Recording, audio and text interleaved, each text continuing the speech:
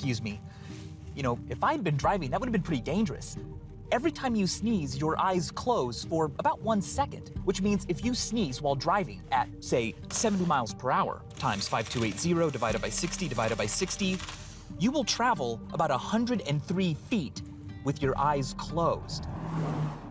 But don't worry, this is a self-driving car. It uses sensors and software to drive itself to keep me and other people safe. I hope. Impressive. But let me ask you a question. What if an autonomous vehicle had to make a choice between hitting 2 people right in front of it or swerving to avoid them and hit 1 person on a sidewalk? What should it be programmed to do? What would you do? Now, polls and surveys have been put together asking people what they think they would do, but no researchers have ever put people in that actual traumatic experience. Would we learn more about human nature if we did that? Would it even be ethical to put people in that sort of position? I'm about to find out.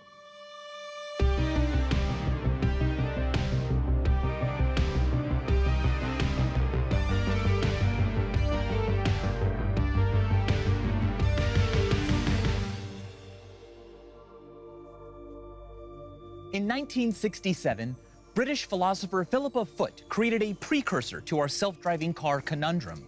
The famous scenario she came up with is known as the trolley problem. Imagine there's a runaway train hurtling down a train track. Directly ahead of the train, there are 5 people on the track. Now, imagine that you are too far away to help those 5 people. But right next to you, there's a lever that can divert the train onto another track. If you divert the train, the 5 people will be saved. But here's the catch.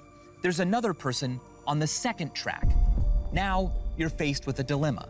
You can either do nothing and the train will kill 5 people, or you can pull the lever and save their lives, but be directly responsible for 1 person's death. What would you do?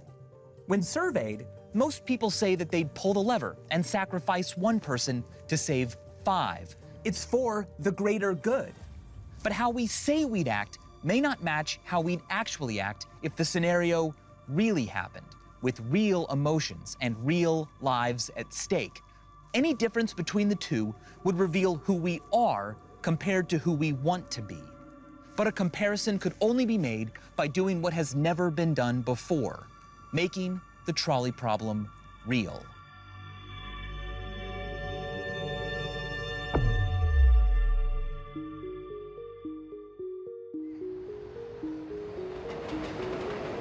Suppose we conducted an experiment in a realistic railroad switching station, with test subjects watching trains on monitors. The trains and the people on the tracks would be staged and pre-recorded, but the subjects would think it was all real. They would believe that they could control a lever that switches the tracks, and they'd have the option to divert the train or not. They'd be totally convinced that they have to choose between 5 lives or 1. But wait. There's a greater good dilemma about doing an experiment on the greater good. By forcing people to truly believe they might kill someone, are we risking serious psychological damage to them? Yes, it might be beneficial to all of us to see what happens, but would those benefits be worth potential trauma to a few? To actually conduct a real-life trolley problem, I needed to make sure it would be ethical. So I sat down with behavioral neuroscientist, Professor Aaron Blaisdell. What do you know about the trolley problem and what previous studies have found? Most people say they would pull the switch. Sure, it's 1 life versus 5. The math works out. But what I want to know is that if we actually put them in front of a switch, watching a train barreling towards people, would they actually pull it in that moment? I bet a lot of them would freeze in that moment. When you're afraid, I think that shuts down a lot of action. I'd like to find out.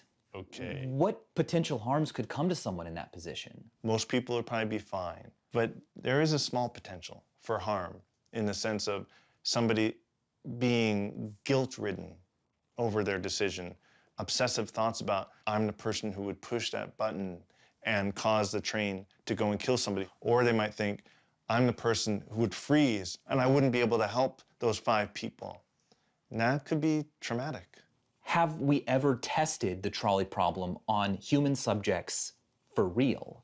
To my knowledge, we have not. Would you want to see the trolley problem enacted in real life? You know, I would. That would be very informative about how people really react.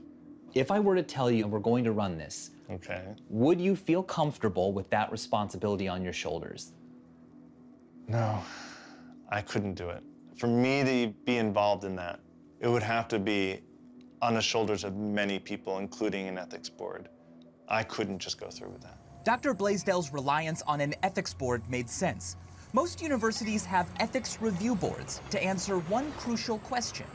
When is it okay to risk psychological harm in the name of science?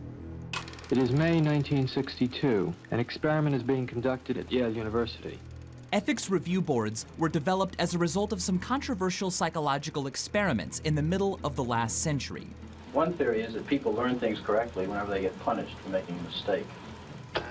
Incorrect. You'll now get a shock of 105 volts. Dr. Stanley Milgram tested how far subjects would go in obeying authority, even if they believed they were physically hurting someone. 330 volts. No one was being electrocuted, and the screams of the shock victim were fake. But the trauma that the participants suffered was very real. You have no right to hold me here. Let me out.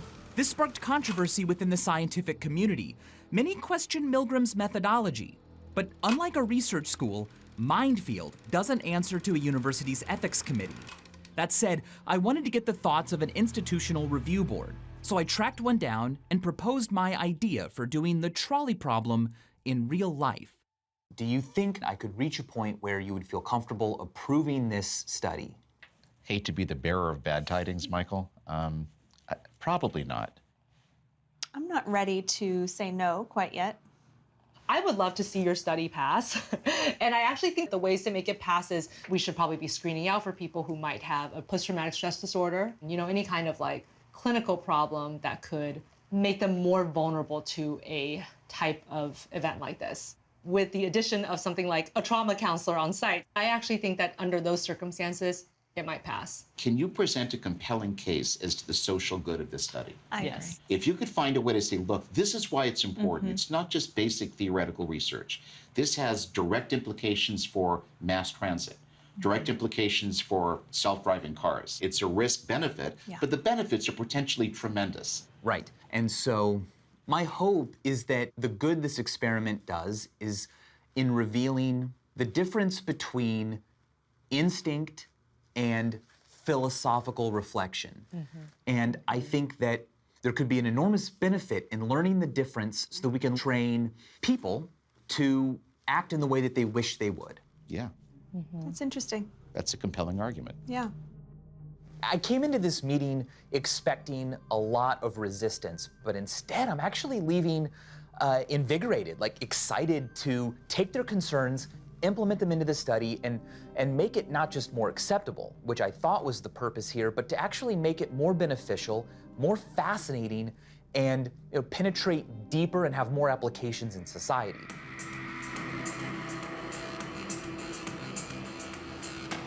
So I decided we were ready to move forward, to turn one of the most notorious hypothetical ethical dilemmas into a reality.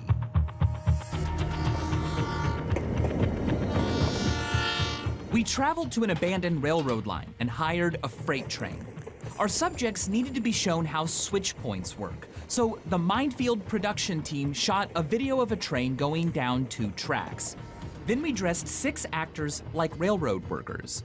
Since we didn't want them to be at actual risk of harm, we took steps to make sure they were safe. You're all going to be workers on the track. We will not have the train moving while you are on the tracks. We filmed our actors on the tracks, wearing ear protection and looking distracted to explain why they couldn't hear a train coming toward them. Then, in editing, we employed visual effects to create the illusion of the train approaching. We then combined the shots together. During the experiment, we would play the video for our subjects, who would believe the action was happening live and transmitted from remote cameras. Our next step was to find an expert who would be willing to guide me through the process of selecting our subjects in order to minimize psychological harm. So what should I be worried about The worst would probably be post-traumatic stress disorder. And that's when they're going to be re-experiencing the trauma. They'll keep thinking about it over and over. And so to limit risk, you'd want to screen out people prone to a traumatic reaction, and then afterwards do the debrief. That's the key to limit harm from happening. How are they feeling at this moment? What's going on with them? You can start to ease them into the reality of what is instead of what they thought it was. Would you be willing to help us conduct this experiment?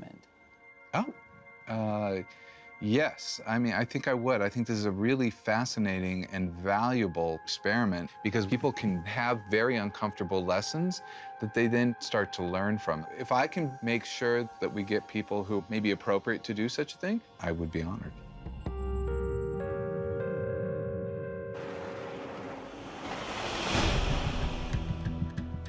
I'm calling regarding a study we're doing for high-speed railway. I wanted to know if you might be interested in participating next week.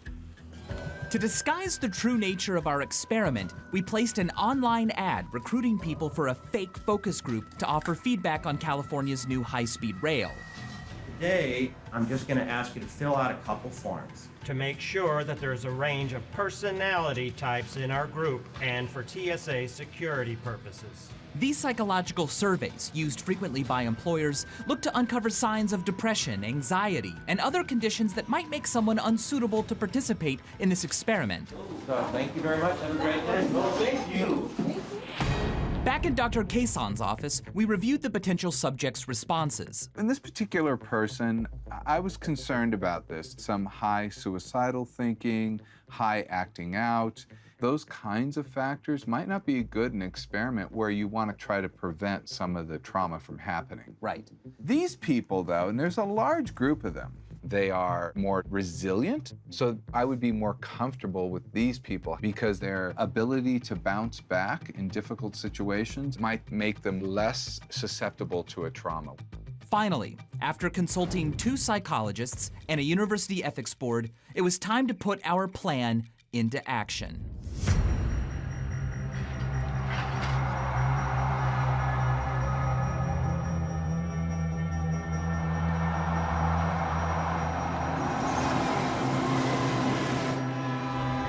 This is where we're going to physically create the trolley problem in real life. Not with a trolley, but with a train.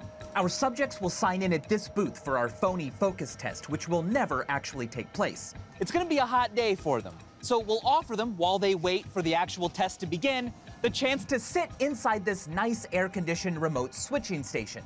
Inside, they'll meet a kindly train switch operator, supposedly an employee of the California Railroad Authority. The California Railroad Authority is real. Real fake.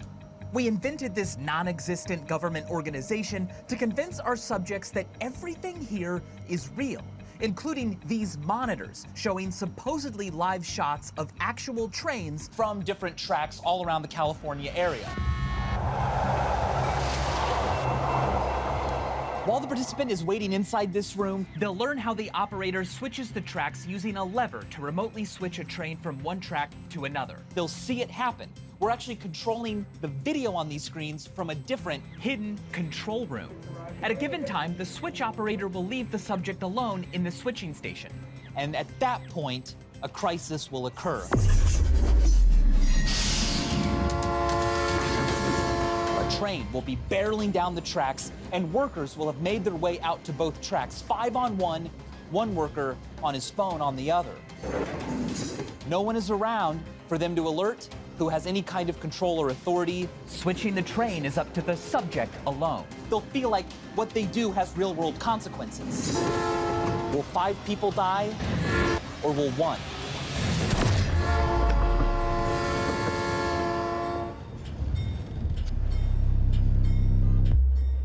Our first participant is almost here, so it's time for me to get ready. Dr. Kasan, how are you feeling? Good. My hypothesis is that we're going to see people immediately, when they hear that first warning, leave the station and not want to get back inside. The other option would be, of course, the freeze action where they don't do anything because they don't know what to do. In that case, we want to know their thought process. It'll be interesting to see. This has never been done before. All right, well, here we go. Our first subject is Elsa. Do you want to stand over here in the shade? Hi, I'm Elsa. Nice to meet you. Nice to meet you, Elsa. Everyone she meets is an actor, and all of our cameras are hidden, so she has no idea that she's being watched. Oh, yeah, thank you so much. And then my phone if I can. Thank you. Our subjects were told that the technology they're about to see is proprietary. This gave us an excuse to collect their phones so they couldn't call for help during the imminent crisis. Thank you so much for coming out today. Thank you. What we're doing here is the California Railroad Authority. They're developing high-speed trains, and so we want the public to come in and give us some feedback on how comfortable they are, the decor, you know, all that kind of stuff. Oh shoot, they're running a little behind from the last one. That's okay. So it's just gonna be like another 15, maybe 20 minutes. No problem. You know what? I've got an idea. Now Elsa believes she has to wait for 20 minutes. Our actress pretends to ask permission for her to wait inside the switching station. So actually, this isn't part of it. This is a remote train switching station. Okay. But since it's gonna be a little bit and it's nice and cool and air conditioned in there, I just talked to Eddie and he said it would be totally great for you to come in and just check it out and see what they do in there. Eddie, this is Elsa. How are you, Elsa? I'm good. How are you? Good. Come on Nice to in. meet you. Have a seat. So what brings you out this way? The focus group.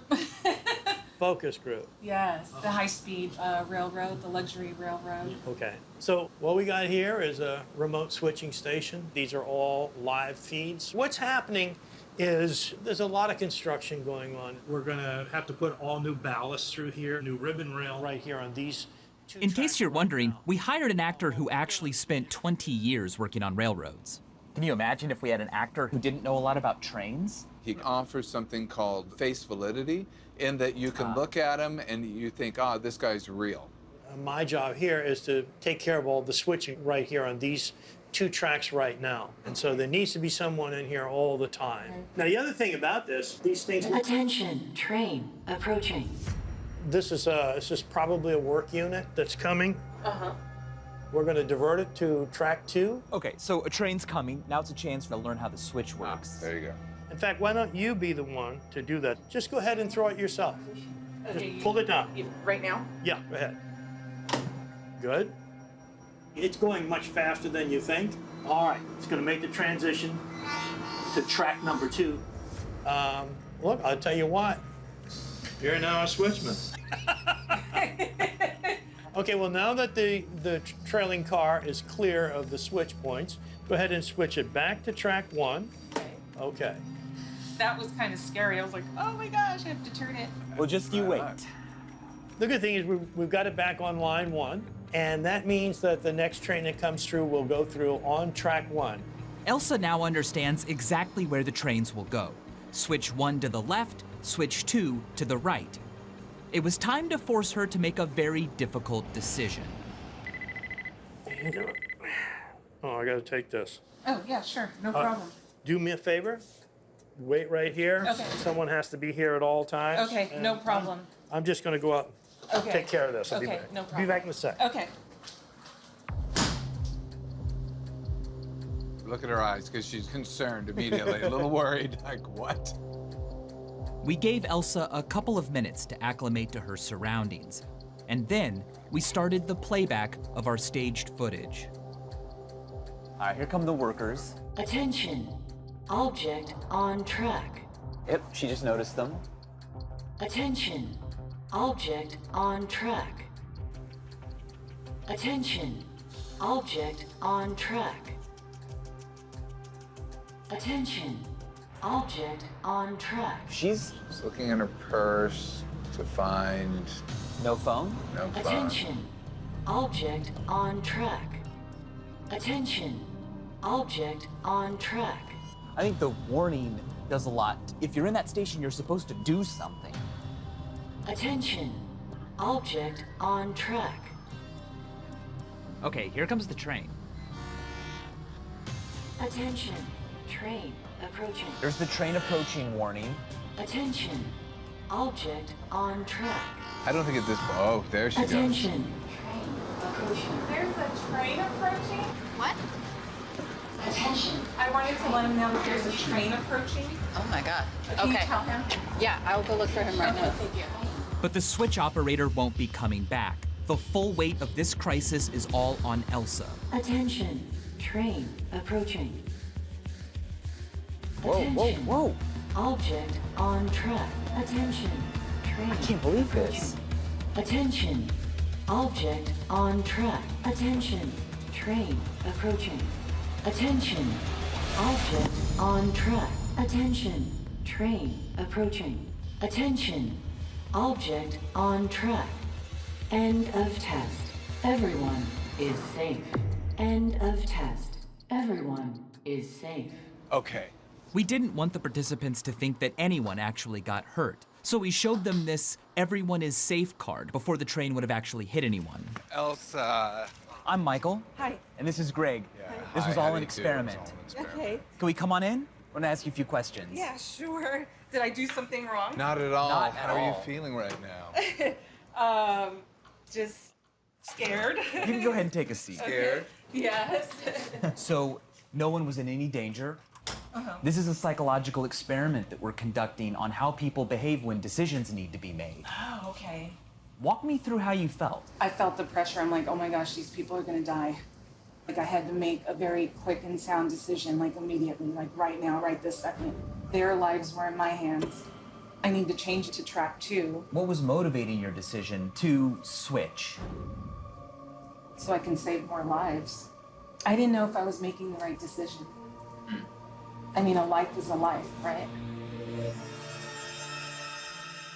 So when confronted with two terrible choices, at least one person was capable of taking deliberate action to sacrifice one in order to save 5. But we wanted to see if Elsa's reaction was typical. Need my phone? Yes. please. Yeah. Would you be interested in high-speed transportation? Oh, yeah, I mean, anything that cuts through, Shoot, sorry. I just got a text. I'm so sorry. Why don't you have a look in there and see the trains running? Oh, it's so much nicer in here than it is up there. When I first started out, I used to have to stand out in the sun. Do you know when the next train's coming? Oh, there's one coming right there. He has a great eye. Attention. Train approaching. As with Elsa, every subject received a lesson in how to switch the tracks. Why don't you go ahead and switch it? Right here? Yeah. Go ahead. How's that feel? it's like it's exhilarated. I was like, I was kind of nervous. 1 second. Hang on, let me check this one. Hang on 1 sec. Someone has to be in here the whole time. I got it, yep. Okay, I'm here. Hello?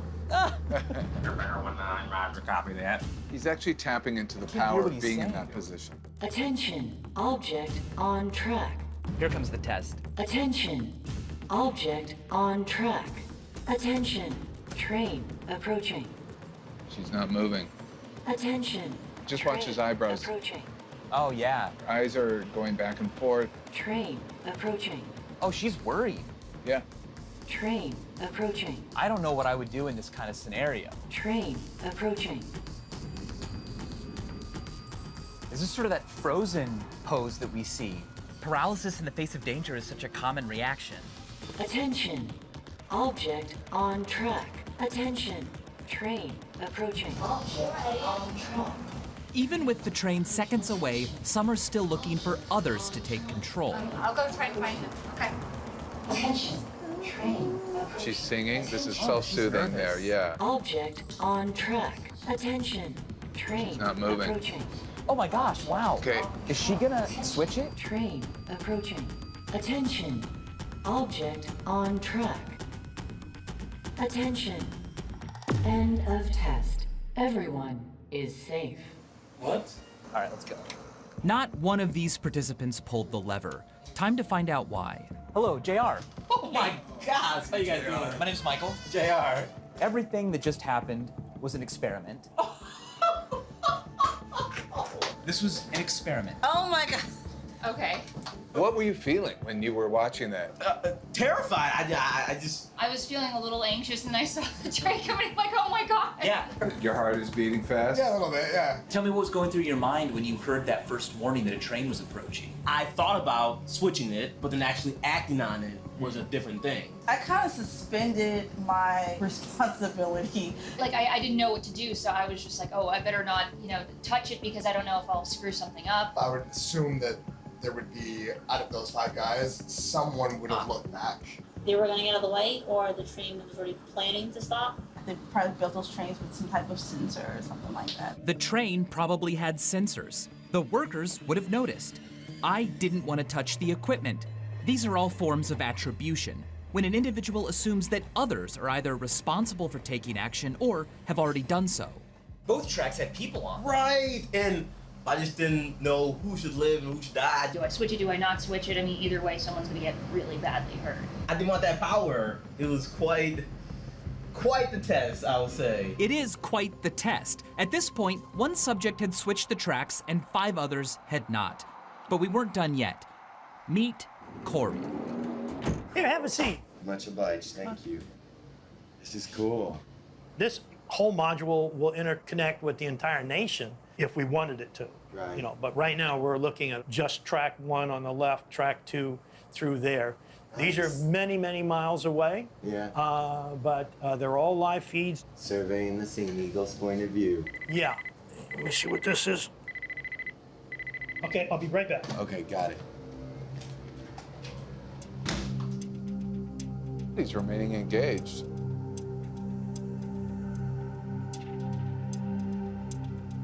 Here come the workers. Oh, no. Attention. Object on track. Yeah. So he realizes there's a potential problem. I think he's gonna go out. Attention. Train approaching. There's a train coming. Okay. Attention. Object on track. Yeah. Attention. Train approaching. Okay, he realizes there's no one there. It's urgent.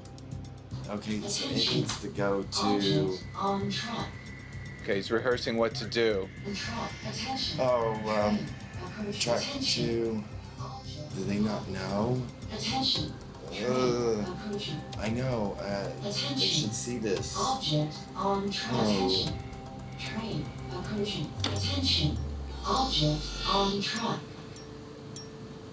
Attention. Oh, man. Object on track. Get out. End of test. Okay, good. Everyone is safe.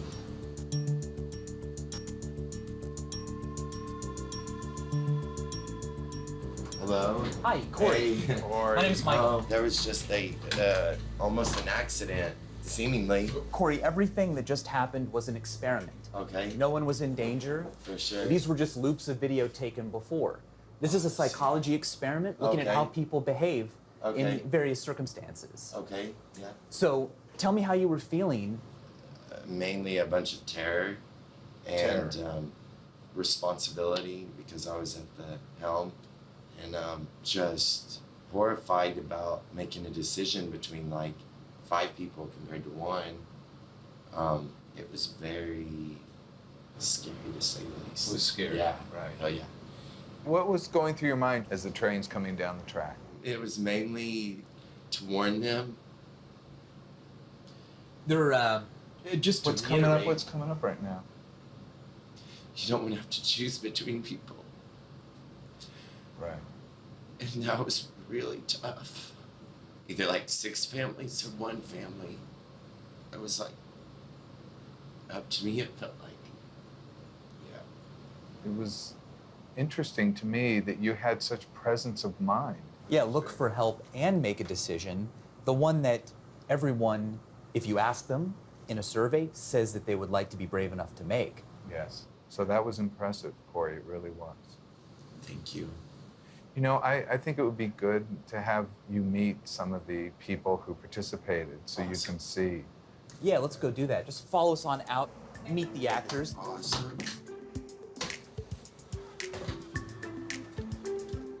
Corey Corey showed us just how important the debrief was in this situation.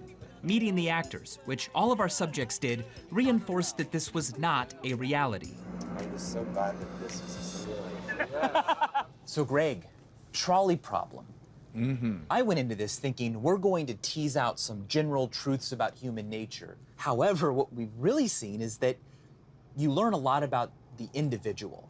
Right. Everyone had some explanation for their behavior. Yes. Each one was different. Yes, each person told themselves a story about what was happening, according to the facts and their analysis of the surroundings and what was going on at the moment, but it's also based on their own background and experience. Totally. There were people who were just frozen, realizing something was wrong and they weren't prepared. JR was a great example of that. He evaluated everything, but at some point just said, I don't know what to do. Other people were ready to say, you know what, this isn't on me, it's on the technology, I'm sure it's being taken care of by others. Whereas someone like Corey, someone like Elsa said, no, I have to take control. They still had some of those same thoughts, but I think what happened is they realized that if they did not do something, more people would be hurt. Neither of them really wanted to do something. They both felt compelled to do something because they had to save lives. So was it worth doing the trolley experiment? I think it was definitely worth it. Some of these participants, if not all of them, learned something about human behavior. Although it was a difficult experience, Elsa learned what inner strength she had. And I think we saw that with Corey as well. Every single one of our participants felt like they just contributed to something. Right. And they feel the value of what just happened. Yeah. It's not just us. Wow.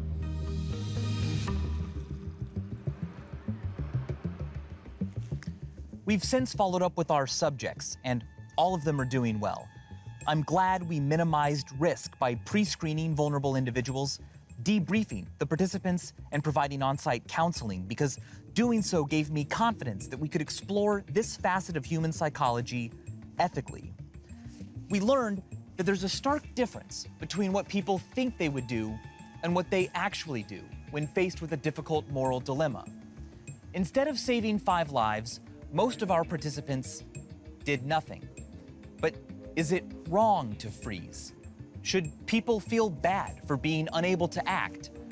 Well, here's the thing. Freezing in the face of a threat is a behavior that can be found all over the animal kingdom. But we are the only animals that can study how we act, pontificate on how we ought to act, and program machines to do only that. To make progress in our study of the mind, we have to affect the mind, and that's not something that we should take lightly. Understanding who we are by taking ourselves to the limit comes with a risk. And as we've learned, that risk must always be balanced against the greater good. And as always, thanks for watching. This season on Mindfield. You're going to be a lab rat in a maze. Nobody's ever done this before. It's quite pioneering work, really. As far as I'm concerned, you're already a co-author in our scientific paper. You ready? Ready. I'm here on the Amazon, where I will drink an ancient psychedelic drug, ayahuasca. Don't worry, this is a self-driving car. So we'll connect through Bluetooth to this living robot. Okay, and then to the left. Whoa. Whoa! I didn't realize that you were a real person. I'm gonna tear you apart if you don't give us some answers. I am going to be taking a lie detection test. You know, Chinese water torture isn't even Chinese. Will 5 people die, or will 1? This is a big first for us. We're actually getting to do this for real. Welcome to Mindfield. Thanks for watching!